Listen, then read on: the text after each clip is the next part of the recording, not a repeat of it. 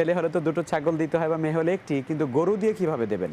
প্রাণ হলো এখানে মুখ্য, অর্থাৎ ছেলে হলে দুটি প্রাণ আল্লাহ সুবহানাহু ওয়া তাআলার উদ্দেশ্যে উৎসর্গ করতে হবে, কোরবানি করতে হবে, আর মেয়ে হলে একটি করতে হবে। গরুর বিষয়টি হলো যে আপনি রাসূল করিম সাল্লাল্লাহু আলাইহি সাল্লাম যা করেছেন হুবহু যদি সেটা করতে পারেন তাহলে আপনার জন্য সবচেয়ে উত্তম। সেক্ষেত্রে আমরা বলবো আপনাকে ছাগল বা দুম্বা ইত্যাদি এই জাতীয় কোনো পশু জবাই করার বিষয়।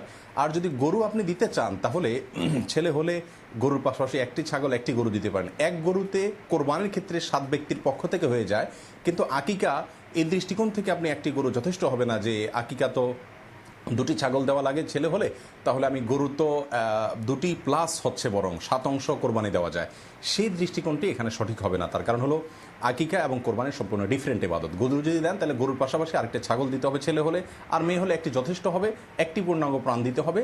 তবে সেটিও সরাসরি সুন্নাহর উপর আমল হবে না, সরাসরি সুন্নাহর উপর আমল হবে যদি আপনি ছাগল দিয়ে